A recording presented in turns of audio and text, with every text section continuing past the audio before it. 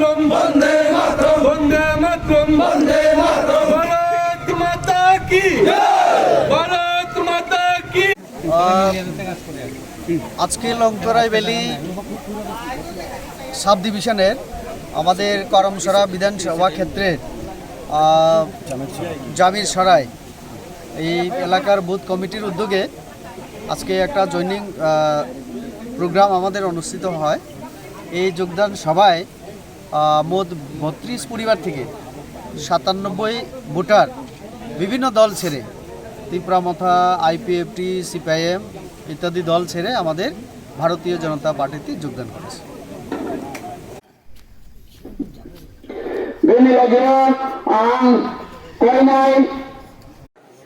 আমি বলি বিভিন্ন জায়গায়, আগামী দিনও বলবো, আমি কল করার জানি, বাস করেও খেতে জানি, তো কি হবে বাসে আমার মধ্যে ত্রিপ্রাসার কোন চিহ্ন নেই বলুন তো? মানে সংস্কৃতি বলুন, সামাজিক রীতিনীতি বলুন, আমি জানি। তো আমার মধ্যে খাতির ত্রিপ্রাসা আমাকে বলে তারা জাতীয় বিরোধী। আসলে কি রাজনৈতিক তর্কে আমার সঙ্গে পারেন না, আমাদের সঙ্গে পারেন না, আমাদের আদর্শের সঙ্গে মিল নেই তাদের, যার কারণে রেওয়াটিকে নিচে নামানো মানে বিজেপির একজন এমপিকে নামানো, বিজেপির একজন কর্মীকে মানে নিচে নামানো, তার জন্য রাজনৈতিক ষড়যন্ত্র। আমি এখন বলতে চাই, আন্তর ছাড়া নেই, কখন আমি গ্রেটার ত্রিপুরাল্যান্ডের জন্য ভোট দিতে পারবো বলুন? যারা গ্রেটার ত্রিপুরাল্যান্ডের কথা বলছেন, আরো ২.৫ বছরের মতো আছি আমি, আপনারা বিল পাঠান না পার্লামেন্টে, আমি ভোট না দিলে তখন বলেন আমাকে, আগে তো পাঠান। খুবই তো বিলটা এলো না, মুখে মুখে আমরা ত্রিপুরাল্যান্ড চাই বললে হয় না তো, লিখিত আকারে তো বিপ্লবদের কাছে পাঠাতে হবে, রাজ্যপালের কাছে পাঠাতে হবে। আর বিপ্লব দাতা বলে রেখেছে, রাজাও বলে বিপ্লব দেব যারা আছে বলছে, তো বন্ধু আছে আমাদের মুখ্যমন্ত্রী, পাঠান না বন্ধুর কাছে।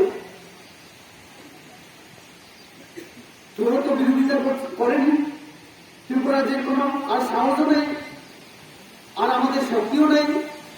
এডিসি তো তারাই সংখ্যাগরিষ্ঠ, আমাদের এডিসির মেম্বাররা যদি কথা বলে কে শুনবে? তো তারা যা খুশি করতে পারে, ও পাঠাই না কেন বিলটা? আমিও একবার করতে চাই, একটা কপি দাও না আমাকে। ত্রিপুরা ক্রমান্বয় বিল পাস হয়ে গেছে আমাদের বড় বিধানসভা, বিধানসভারই পরে সেখানে পার্লামেন্ট আমরাও একদম টোটাল দিল্লি বহুত জরিমানায় আমরা এখানে নাসি করলো ভোট বিনা নেই, গেটার ত্রিপুরাল্যান্ড হবে পাঠাতেই তাড়াতাড়ি, আর বেশি সময় নেই, আমার ২.৫ বছর আছে। আমি অধীর আগ্রহে আমি অপেক্ষায় আছি, নাসিম করবো পাঠাবো আমি বলছি। এর আগে আমি কথা বলেছিলাম, আমি বলেছিলাম ত্রিপুরাল্যান্ড অসুবিধা আছে, ছোট্ট ত্রিপুরা হইব কিনা, আমিও প্রশ্ন মানে জানতে চাইছিলাম তাদের থেকে। আমি তাদেরকে বলেছিলাম, বড়োল্যান্ড প্রায় ৬০-৭০ বছর যাবৎ আন্দোলন করছে বড়োল্যান্ড আলাদা রাজ্য করার জন্য, যেহেতু পারছে না, আমাদের এখানে হবে কিনা, আইনে কেমন কি আছে, আমি তো উকিল না। আমি তাদেরকে জিজ্ঞেস করেছিলাম, কি বললো? না ত্রিপ্রাসার বিরোধী, আমরা তো এডিসিতে আমাদের সরকার, আমরা তার জন্যই হয়তো আমাদের হয়নি, কিন্তু এখন যারা ত্রিপুরাল্যান্ডের নাম বলে ক্ষমতায় এলো, ৬ মাস হয়ে গেল, চুপচাপ কেন? আমার কথা তাড়াতাড়ি কবে হবে?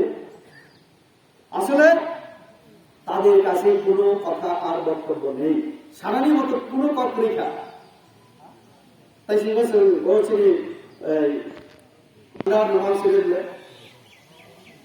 এতদিন গরম গরম তখন তখন ঠান্ডা,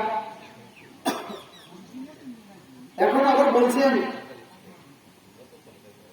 আর 16 মহিনা বাকি, এখন আবার বলার চেষ্টা করছে আরো 16 মাস বাকি আছে, কোনটা 2023 নাকি এখন হয়ে গেল। আরে বাবা, 2023 ভিতরে বড় কি হবে? তার তো আমরা প্রমাণ পেলাম এই এডিসি নির্বাচনে। আপনি তো বলেছিলেন আমি জিতে আমি আমার জাতির জন্য সেবা দেব, আপনি মানে মুখ্য কার্যনির্বাহী সদস্য, এটাও দায়িত্ব নিলেন না। আর আমি যদি এখন বলি আপনি মিথ্যা কথা বলেন, তাহলে আরো বলবো তুই সবসময় আমার পিছিয়ে লেগে থাকে। বক্ষক হাসিনাই মুখে আমরা কম বিশেষ সচেতন নিয়ে সতর্ক সাহায্য অনুভব সচেতন নিয়ে নমস্কার si executive member CEM mana himase nungnya o kono jodo jawab ne sebe nung sebe to mone to nile sagar dise na আসলে বসাই না বোঝে কর সাগাবো কোনদিন হিমাইয়া কোনদিন পূরণ করা যাবে না তার জন্য জানেন তিনি শিক্ষিত মানুষ রাজ পরিবারের মানুষ বুদ্ধি আমাদের থেকে ওনার অনেক বেশি তার কারণে উনি এই দায়িত্ব নেননি দায়িত্ব থেকে দূরে থাকা আমরা না হয় জুনিয়া ছেলে একটু চ্যালেঞ্জ বেশি নেই মহল্লার মশাই উপরে বুদ্ধির বিরুদ্ধে লড়াই করতে করতে এত বয়সে আসে এখন তো একটু হয়ে গেছি একবার বলে গেলে কেমন কি আছে আমরা যেমন পরিচিত জাতির সঙ্গে কোনদিন বেইমানি আমরা করি না জাতি বলতে আমি ভারতীয় জাতির কথা বলি আমি যেহেতু ইন্ডিয়ান সিটিজেন ভারতীয় একটাই জাতি ভারতবাসী